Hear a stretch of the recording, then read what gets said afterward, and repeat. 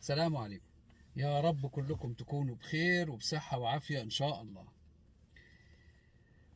في أحد المتابعين الغاليين بعد بيسأل عن موضوع شاغل بال شباب كتير قوي وشباب مغترب كله. السؤال بيقول: هو إزاي أختار شريكة حياتي وأنا بره؟ وإيه المعايير اللي بتضمن إن البيت ده يكون مستقر كده في الغربة؟ طيب، خلينا نتكلم كده ونفتح الحوار مع بعض وبتفاصيل كده كتيرة، وكلام مهم جدا جدا للشاب والأهله وللبنت وأهلها. الشغل بره مش بس فلوس وتكوين مستقبل. الغربة يعني وحدة، وبتحتاج انت ونس حقيقي يسندك. اختيارك لشريكة حياتك وانت بره هو أهم استثمار انت هتعمله في حياتك كلها. يا إما هيكون سكن يهون عليك البعد، او هيكون حمل تقيل يخليك تكره اليوم اللي انت سافرت فيه. فركز كده في اللي جاي عشان ايه؟ يعني تفهم من الكلام كده خريطة طريق جميلة كده لبيت مستقر وقلب مرتاح كده ووطن حقيقي جوه بيتك. بس هنقول تنويه عام كده للجميع. برضو في حق للزوجة انها تتأكد من اختيارها لشريك حياتها المغترب، وزي ما انت بتدور من حق البنت وأهلها برضو يسألوا عنك وعن وضعك في الغربة بكل تفاصيلها عشان يطمنوا على بنتهم برضو معاك. وزي ما انت بتبحث وبتدقق، لازم تقدر جدا ان من حق البنت وأهلها يقلبوا الدنيا وراك ويسألوا عنك في كل شبر مشيت فيه، لأنهم مش هيسلموا لبنتهم كده لواحد غريب في بلد بعيد ما يعرفوهوش من غير ما يتأكدوا ان هو أمان فعلا ليها. والموضوع ده مهم جدا لدرجة ان احنا لازم هنعمل عليه فيديو بالتفصيل وهنتكلم فيه في موضوع مستقل تماما. ازاي اختيار الزوجة نفسها تختار الشخص المغترب وازاي تضمن مستقبلها معاه. يعني هنعمل فيديو خاص بالست نفسها او البنت نفسها. طيب، نرجع لموضوعنا احنا.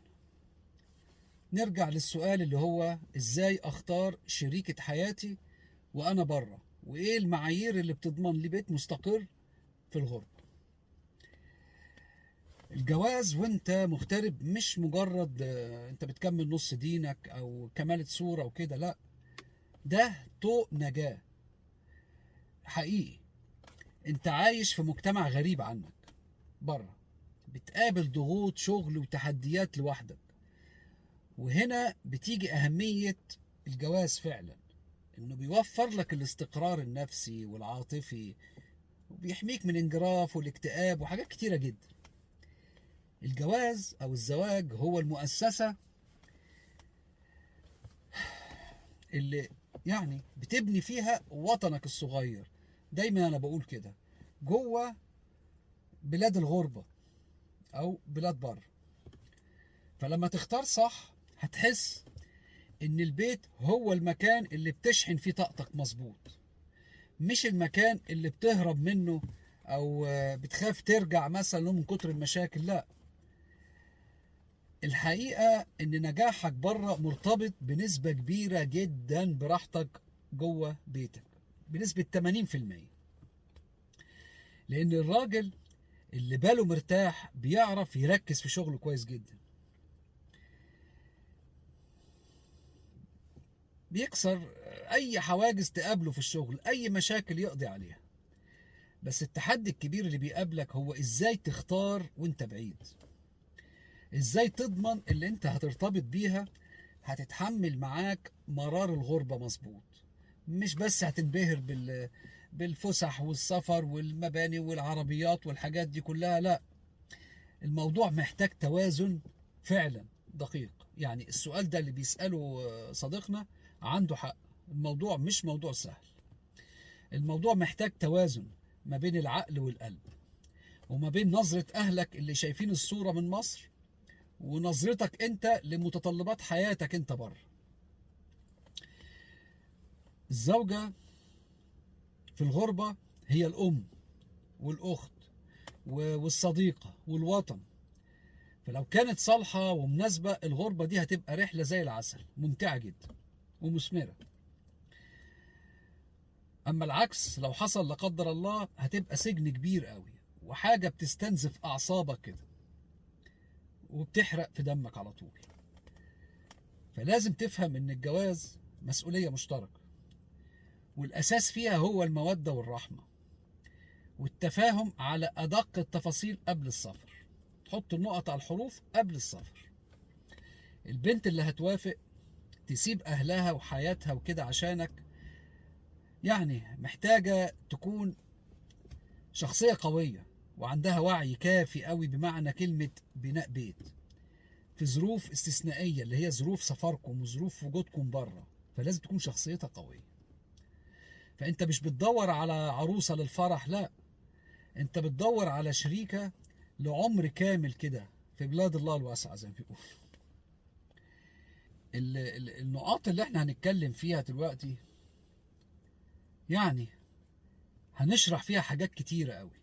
هنشرح ازاي انت تمسك الخيط كده من اوله وتختار صح، وايه الشروط اللي انت ما تتنازلش عنها ابدا عشان تبني كده بيت مظبوط ما يتهدش، بيت جامد. ويكون ملاذك ان هو هيكون في النهاية ده الملاذ الامن ليك في كل وقت انت وهي. طيب ايه الشروط اللي احنا لازم تكون متوفرة كده في الزوجة لنجاح الزواج؟ هرجع تاني اقول هنعمل فيديو تاني خاص بالزوجة لما تيجي تختار زوج مغترب.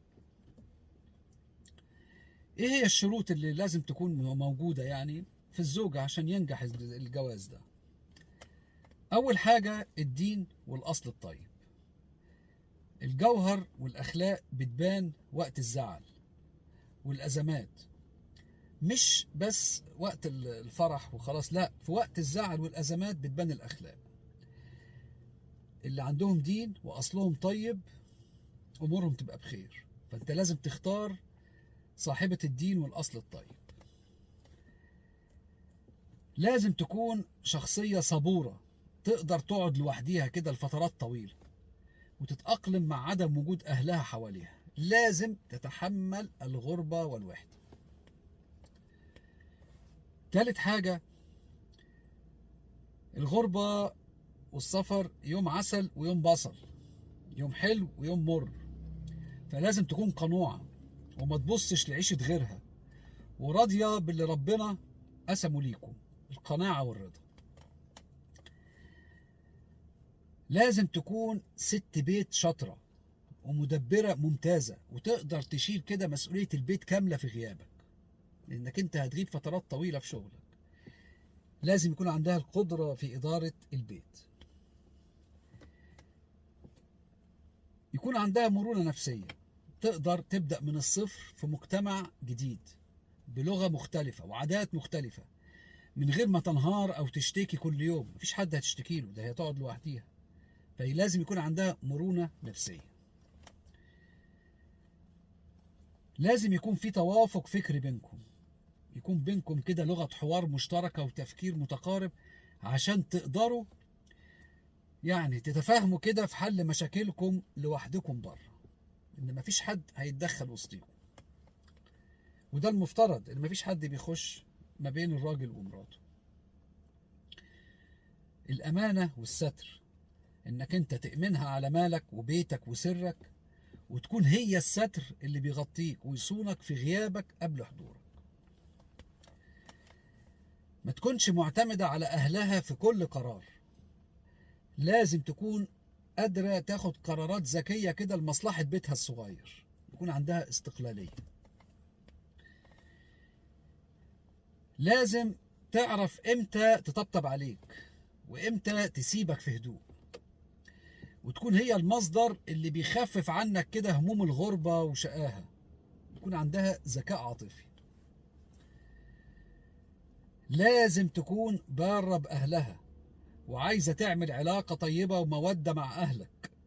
دي مهمة جدا. دي بسببها في بيوت بتنخرب، لأن ده أساس البركة في حياتكم. لازم حب العيلة يكون موجود، تحب أهلك، وانت طبعا بدورك هتحب أهلها. دي الشروط اللي لازم تكون موجودة فيها. طيب ازاي نختار بقى؟ الاختيار وانت بره بيعتمد بصراحة على بين قوسين تكامل الأدوار، وتفتح دوائر المعارف كده بذكاء. انك انت قاعد هناك ما تعرفش حد، فلازم تفتح الدوائر دي بذكاء. اول حاجة والدتك هي الرادار الاساسي الاول. هي اللي بتدخل البيوت وبتشوف الام مربية بنتها ازاي، وبتلاحظ التفاصيل الصغيرة اللي احنا كرجالة مش بنشوفها، يعني زي ذوقها في الكلام ونظافة بيتها وطريقة تعاملها مع اهلها. لكن برضو النصيب ممكن يجي عن طريق صاحب جدع برضو، او واحد قريبك يعني، او واحد قريب منك عارف طبعك ويرشح لك حد مناسب ليك. يعني ساعات ربنا بيوقف لنا ولاد حلال كتير ساعات يعني. وهنا بتبدأ يعني مرحلة التحري بقى. فلما تبدأ تتكلم معاها فيديو كول وحاجات زي كده، ما تبقاش مجرد تسلية. دي وسيلة كده لجس النبض، بتقروا بعض كده في البدايات. اسألها كده في مواقف حقيقية، احكي لها عن تعب الغربة قبل الفلوس بتاعتها وشوف ردة فعلها ايه. يعني لو ما خرجتوش مثلا لمدة شهر انتوا بره، هتقعد تعمل ايه؟ يعني ممكن تفضلوا قاعدين شهر في البيت ما تخرجوش يعني، او تضطر تقعد يوم كامل في البيت لوحدها. لازم تحكي لها الكلام ده كله، لازم تكون صريح معاها جدا في وصف حياتك بره. يعني بلاش تجمل الصورة، عشان ايه؟ يعني ما تجيش وترجع هي تتصدم بعد كده، وتتصدم انت برد فعلها بعد كده. ومن الناحية التانية لازم تحترم حقها وحق اهلها انهم يسألوا عنك في كل مكان، عن شغلك وعن سمعتك ووصل يعني وسط بره، في شغلك بره يعني، وحتى اصلك في مصر. ده حقهم، ده حقهم عشان يطمنوا على بنتهم. لما تنزل اجازة استغل بقى كل دقيقة في انك تقعد معاها في وجود اهلها، وتخرجوا او يعني تقعد معاها يعني بوجه عام، وتخرجوا في اماكن عامه، وراقب تصرفاتها وراقب ردود افعالها في وجود اهلها، بتتعامل مع اهلها ازاي. دي مهمه الحاجات دي كلها، وطريقه لبسها وتفكيرها في المواقف المفاجئه كده. اسال جيرانها وزمايلها في الشغل يعني، او زمايلها في الدراسه باسلوب غير مباشر عن اخلاقها. الحاجات دي كلها الطبيعيه اللي بيعملها كل واحد بيدور على واحده بنت يتجوزها. اهم حاجه بقى في القبول النفسي. هل هي او هل انت بتحس براحة كده وانت بتتكلم معاها؟ هل كلامها فيه عقل وحكمة؟ التوافق التعليمي والاجتماعي مهم جدا، عشان يعني ما تتعبش معاها في التفاهم. ده مشكلة. يعني انت بره لما تتعب معاها، انا بكلمك الكلام ده كله انت لو بره وهتتعب معاها في التفاهم هيبقى في مشكلة. هتروح فين؟ ده هي اللي في وشك وانت اللي في وشها برضه. ف ولازم تكون مثقفة طبعا، دي واجهة مشرفة ليك يعني.